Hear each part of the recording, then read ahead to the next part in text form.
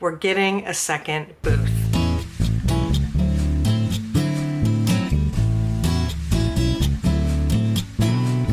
I know, crazy, right?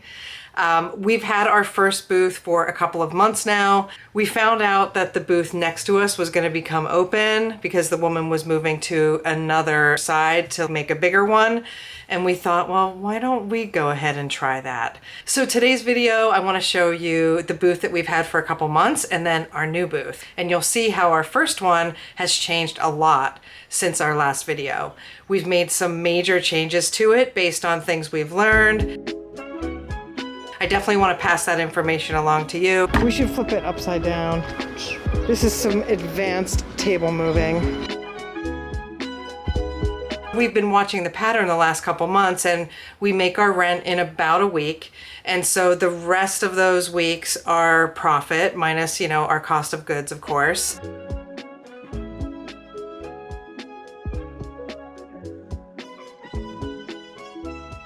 And most of those items come from estate sales.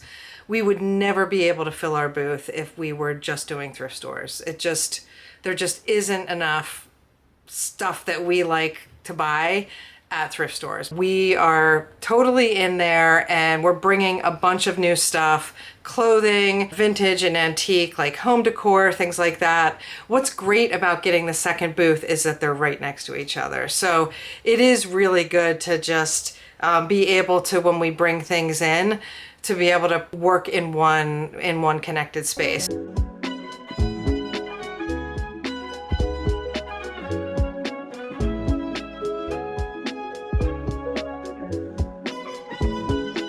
What we have really aimed to do in terms of our philosophy and our aesthetics of those booths is to make them feel different.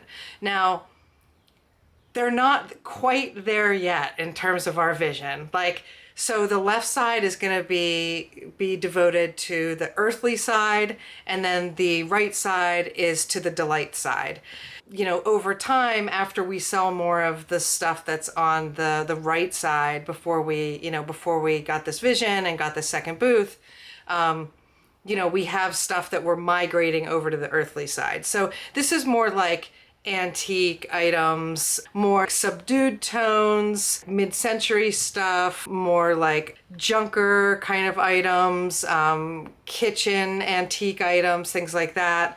And then on the right side, what we want to do, we did put Elvira in the delight side. She's kind of like our guiding mistress of darkness on that side.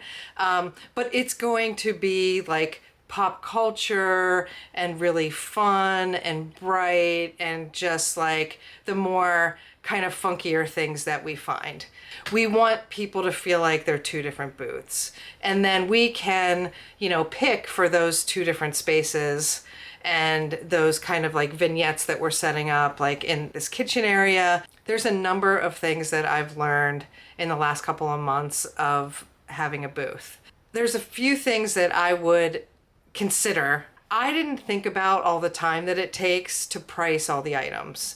So, no, we don't have to take photos of it. We don't have to list it on eBay. We don't have to catalog it and then ship it. But what we do have to do is, when we come back from an estate sale, what we do is we divide, the haul up. So we say, this is going to eBay, this is going to the flea market, this is going to the booth. And then in the future, what we'll be able to say is this is going to go to the live sale, which we're super excited to get started with. One day a week, we go up to the booth and we replenish. This could go in there. Mm-hmm. These could go in there. And so the day before that, or a couple days before that, we'll just sit with all the items that we've put aside for the booth, and we price them. So we have to put our booth number on, we have to, look things up, research them, price them, pack them up, and then, take them up to the booth and stage them in the right places.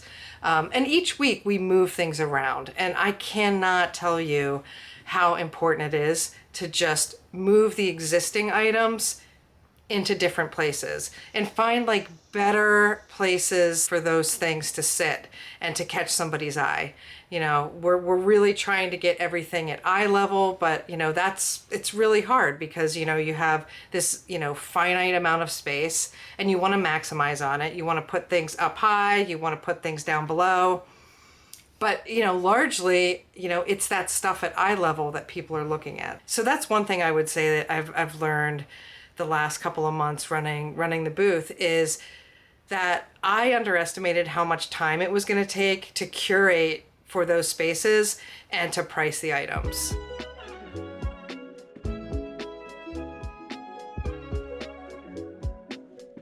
Yesterday, I think I took about, you know, I think probably 5 hours to price everything that we took up there. So, and to clean it, you know, to get it all ready. I mean, it's a highly curated environment.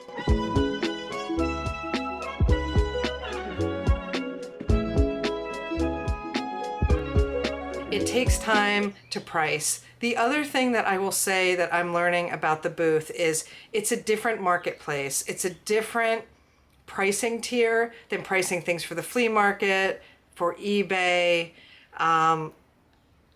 It took me some time to kind of understand that. It's retail. It's a retail space. It's not necessarily a space that I'm going to consistently shop in, but I'm not the average booth, you know, antique mall shopper. I mean, I go in once in a while to antique malls to shop and to source.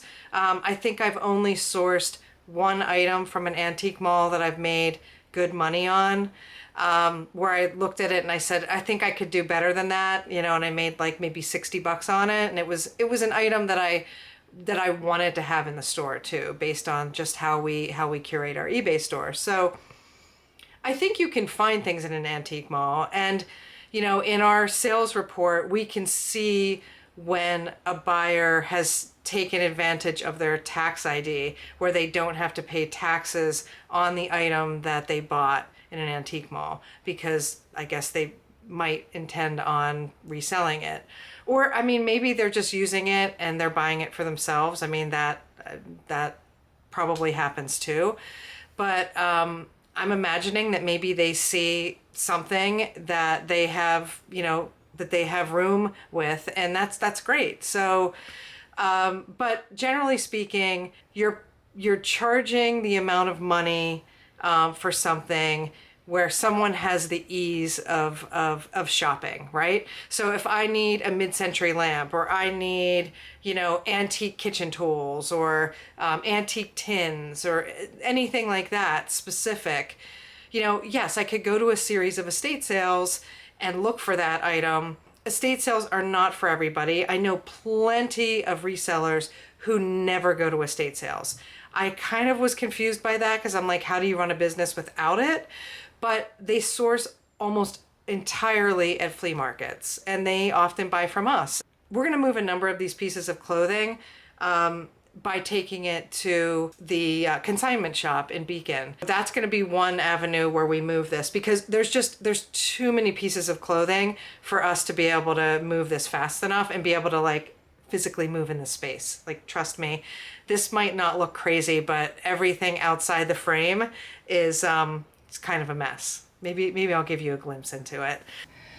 There's just hundreds of items of vintage clothing. It's like tons of like 1970s, 1980s Sears dead stock. We literally just came home with it, made piles, because we're cleaning it all. We have to separate it by color, by fabric type. You got to think about the time that goes into, like, we drove an hour to this estate sale. We waited for 2 hours to get in the house. We spent about 6 hours inside the house, which was not the most comfortable environment. I mean, it was very exciting and I don't mind that, but it was difficult. It was very physical work. I'm like taking tons of like heavy clothing up steep steps.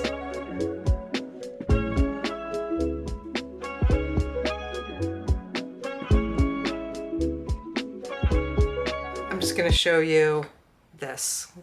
I got this at that estate sale. And it's like dried flowers from the 70s on some wood.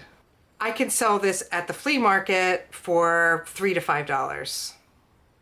And then I would probably put, I would say 10 to 12 at the antique mall. That's something that I'm learning, is like getting okay and comfortable with marking this stuff up, because it's just a different level of ease that the consumer has walking through an antique mall. It's air conditioned, it's lovely, everything is highly curated, you know, placed so perfectly, and you're going to pay for that. We're going to give you some vision, hopefully, when we make our vignettes in terms of what they can do with this item, how they can display it. So it's just, yeah, it's just a totally different ballgame. So I'm learning that. I'm learning it takes time to price, and also pricing things right and being okay with, you know, pricing things at retail. It's just an easier place for a number of people who don't want to go to estate sales to find these like vintage and antique items.